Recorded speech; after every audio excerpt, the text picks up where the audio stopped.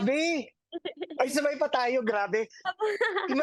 Imaginein mo, ang tagal-tagal na pala niya 'no, ng nanay ninyo na paulit-ulit ilang taon na pala siya nanonood lang ng ng Oo, video ninyo. si Nanay Linda, shoutout po kay Tita Jeline. Oo, sobrang ano, grabe. 'Yan si Tita Napakagulo Jeline, ng bahay. 'di ba? Parang nagpabaya na talaga siya. Kayo naman kasi. Tsaka naku pasaway din si Lucy, 'di ba sabi hindi puwede magpakita kay nanay, naku ano kaya magiging reaksyon ni Oo, nanay kung sakaling makita niya kami na correct. Kaya gumagalaw, kaya naku dapat abangan natin 'yan 'no, ano bang reaksyon. Kasi 'di ba, ano kaya ako nga, ay ikaw kaya anong reaksyon mo 'pag ngayon mo gumagalaw lang yung stand. 'di ba ang tagal mo na hindi nakita, alam mo namatay na tapos biglang nagpakita, 'di ba? Ako matatakot ako, kasi paano na Kahit na kamag-anak o loved one mo na sobrang close sa'yo, matatakot ka, tatakbo ka ba? tatakbo ako. Ayan, speaking of bullying nga pala, Mhm, may question ituloy natin na may question ako sa'yo. Papaano kunyari let's say, 'di ba alam naman natin ang pambubully, nangyayari na 'yan ngayon online. It's so easy to bully opo, people now because nakakapagtago na sila sa fake na profile picture, napakatapang na nila pagdating sa social media. So, I'm sure na-experience mo na rin ito, 'di ba may mga nagko-comment kapag napapanood kang umarte or whatever tapos sabihin nila, "Ay grabe naman, 'di ka naman magaling umarte." Or something like that, 'di ba? Or, "Ang pangit naman ng pananamit mo, parang ang baduy naman." May mga gano'n, 'di ba, yung opo mema lang totoo. talaga. Yes, hindi Anong ko naiiwasan 'yan.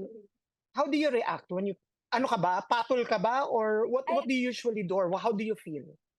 ako po 'pag meron akong nababasang gano'n, ini-ignore ko lang talaga kasi ayoko maka-absorb ng negative vibes talaga. Tama, Ite-take ko siya para maging mas better ako, mas gumaling.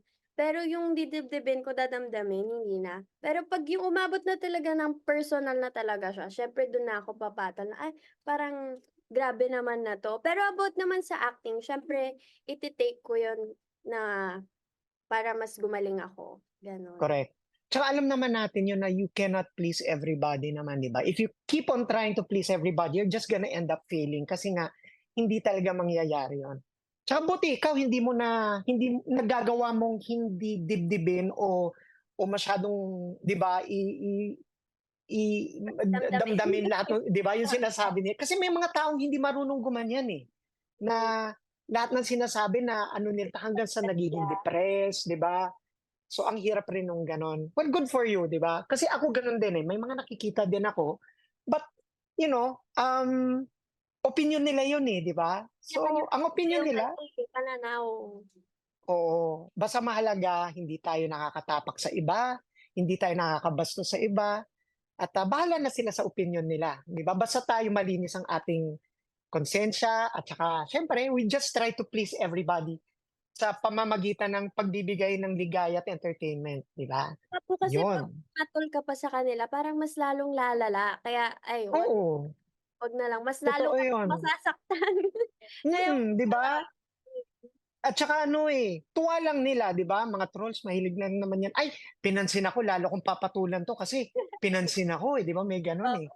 Pero So, meron po 'wag kayang na lang, tao na ano, nangba-bash, pero yung bash nila gusto lang nila magpapansin ta's 'pag once napansin mo or na-heart mo yung comment nila ganyan, mm. tigil na sila ta's parang 'Di mas ba may supporter pa talaga sila, gano'n. totoo 'yun, 'di ba may mga iba pa ngang kapag namba-bash na sinagot mo, binigyan mo ng sagot na maganda, na parang, "Ay ang bait naman nito, ano na susuportahan ko na 'to." May gano'n 'di ba? Totoo, yes po. 'Pag once talagang Nakakatuwa din. kilala mo yung tao kaya don't judge agad.